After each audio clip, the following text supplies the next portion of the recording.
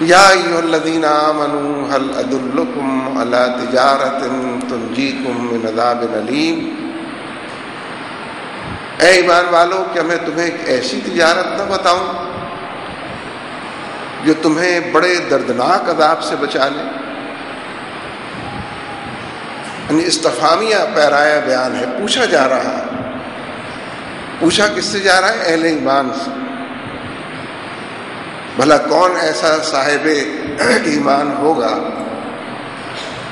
کہ جو اس سوال کے جواب میں فوراً یہ نہ کہہ دے کہ ایسا راستہ تو ضرور بتایا جائے جو دردناک عذاب سے بچا لے، عذاب علیم سے۔ دیکھیے تخاطب ہے اہل ایمان سے، وہ جو اللہ اور اس کے رسول کو جاننے اور پہچاننے والے ہیں، جو اپنی زندگیوں کا سودا ان راہوں کے اوپر کر چکے ہیں،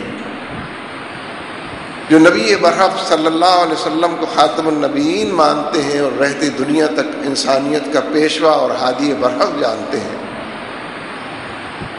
جو قیامت اور آخرت کے برپا ہونے پر، حساب کتاب کی محفل سجنے پر، حشر و نشر کے عنوانات پر یقین رکھتے ہیں۔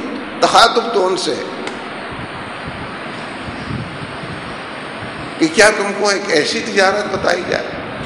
دیکھیے جو لفظ تجارت استعمال ہوا ہے اس کے اندر بھی بڑی مصلحتیں اور انسان کی پوری فطرت اس کے اندر کار فرما۔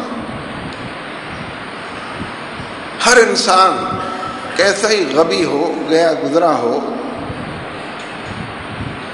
علم سے کوسوں دور کہیں بستا ہو، معلومات کا کوئی ریزہ اس کو نہ پہنچا ہو، لیکن ہر انسان طبعی طور پر ذہنی اور فکری اور عملی طور پر تاجر واقع ہوا ہے۔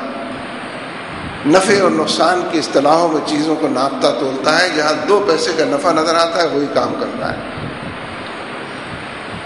کوئی انسان کھلے بندوں کنویں کے اندر چھلانگ نہیں لگاتا، اس کو معلوم ہے کہ ہڈیاں ٹوٹیں گی، جان سے جاؤں گا، الا یہ کہ اس کو کسی نے یہ اطلاع دے دی ہو کہ اشرفیوں کا کوئی خزانہ اندر موجود ہے، تو لالچ اور حرص کے اندر ممکن ہے کہ چھلانگ لگا لے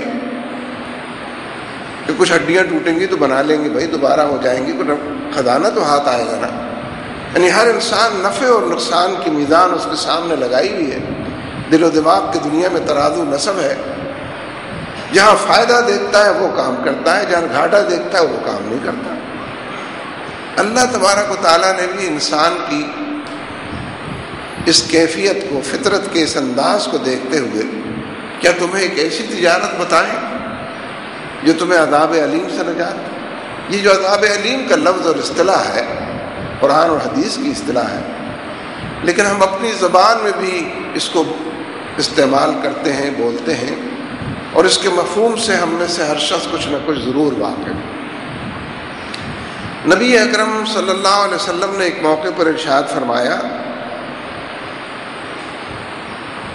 کہ سب سے کمتر درجے کا عذاب جس شخص کو بارگاہ رب العزت سے ملے گا، دیا جائے گا، تو اس کا حال یہ ہوگا کہ جیسے آگ کی جوتیاں اس کو پہنا دی گئی ہوں، اور اس کا دماغ اس کے سر میں اس طرح کھول رہا ہوگا جیسے ہانڈی کے اندر پانی کھولتا ہے۔ یہ کمتر درجے کا عذاب۔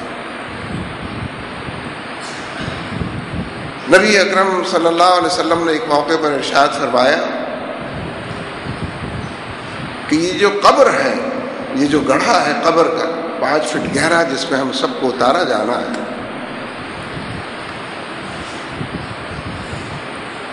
وہ شخص اور وہ انسان جو بارگاہ رب العزت میں عذاب کا مستحق، فیصلے اور عمل درآمد تو ہونے ہی ہونے ہیں، تو جب ایسے انسان کو قبر کے اندر لٹایا جاتا ہے تو آپ نے فرمایا کہ قبر اس کے لیے تنگ ہونا شروع ہوتی ہے، اور پھر ہاتھ کی انگلیوں کے اشارے سے آپ نے فرمایا، سمجھایا کہ اس کی پسلیاں اس طرح ایک دوسرے کے اندر پیوست ہو جاتی ہیں، اور پھر اس پر ایسے 70 اژدہے مسلط کر دیے جاتے جو بار بار اس کو کاٹتے، بھموڑتے اور فنا کے گھاٹ اتارتے ہیں، اور بار بار اس کو جلایا اور زندہ کیا جاتا ہے، اور بار بار موت سے ہمکنار کیا جاتا ہے۔ کیا تم کو ایسی تجارت نہ بتائی جائے کہ جو تمہیں اس دردناک عذاب سے بچا لے. یہ تو دیکھ کے ایک دو چاول ہے. آقائے دو جہاں صلی اللہ علیہ وسلم کی احادیث کا مطالعہ کیا جائے، قرآن پاک کی ان صورتوں کا جو اس موضوع پر موجود ہے، کون ہے کہ جو فوراً پکار نہ اٹھے کہ ایسی تجارت تو ضرور بتائی جائے. یہ تو تجارت جس نقصان سے بچا جا سکتا ہے ابھی تو صرف اس کا تذکرہ ہے، آگے چل کر جس فائدے اور نفع سے ہمکنار ہونا ہے اس کا بھی پھر تذکرہ آتا ہے.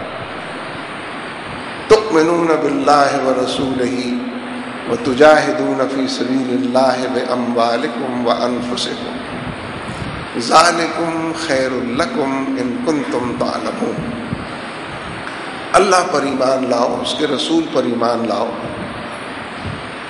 اس کے راستے میں جہاد کرو، مال سے اور جان سے جہاد کرو. جہاد کے لیے کبھی مال کا لفظ پہلے آتا ہے، کبھی جان کا لفظ پہلے آتا ہے، لیکن یہ اہل ایمان سے جب یہ کہا جاتا ہے کہ اللہ اور اس کے رسول پر ایمان لاؤ تو آئینہ دکھایا جاتا ہے، اخلاص کی طرف دعوت دی جاتی ہے. تم نے پکار تو دیا ہے، زبان سے اقرار تو کر لیا ہے، کبھی کبھی دل و دماغ میں بھی معطر اس ایمان کو محسوس ضرور کرتے ہو، لیکن کیا واقعی اللہ پر ایمان لانے والے ایسے ہوتے ہیں؟ کیا واقعی اللہ کے رسول کو ماننے اور جاننے والے ان رویوں کے مالک ہوتے ہیں، اس طرح شب و روز گزارتے ہیں؟ تؤمنون باللہ ورسولہ، اس کی ہدایت پر کاربند رہو، اس کے احکامات کو بجا لاؤ، اس کی پسند کے راستے پر چلو، اس کے ناپسندیدہ طور طریقوں کو جس سے اس کا غضب نازل ہوتا ہے، اس کی پکڑ نازل ہوتی ہے، ان طریقوں کو ترک کرو، چھوڑو. اگر وہ زندگی میں رچ بس گئے ہیں، ایک ایک کر کے صحیح، پلکوں سے ان کو چنو، لیکن ان رویوں کو ترک کر کے اپنے آپ کو نجات کے راستے پر چلاؤ. تؤمنون باللہ ورسولہ. نبی اکرم صلی اللہ علیہ وسلم آپ کی اتباع کے اندر، آپ کی پیروی کے اندر نجات کا اس کے علاوہ کوئی راستہ نہیں. آپ کی سنتوں سے شغف پیدا کیا جائے، آپ کی سنتوں سے محبت پیدا کی جائے، آپ کی سنتوں کو عام کیا جائے، آپ کی شریعت مطہرہ کو لے کر اٹھا جائے، آپ کی جدوجہد کا خوگر بنا جائے. زندگی کا کوئی ایسا دائرہ ہے نہیں، مورچہ محاذ ممکن نہیں، کوئی پہلو زندگی کا ایسا نہیں ہے کہ جس میں آپ کی رہنمائی موجود نہ ہو، آپ کی ہدایت موجود نہ ہو، آپ کا اسوہ موجود نہ ہو. تمہیں کیا ہو گیا؟ تؤمنون باللہ ورسولہ، اللہ اور اس کے رسول کو مانتے ہو، ایمان کا اعلان اظہار کرتے ہو. یعنی مجھ سے اور آپ سے تخاطب ہے، بالکل واضح دو ٹوک انداز.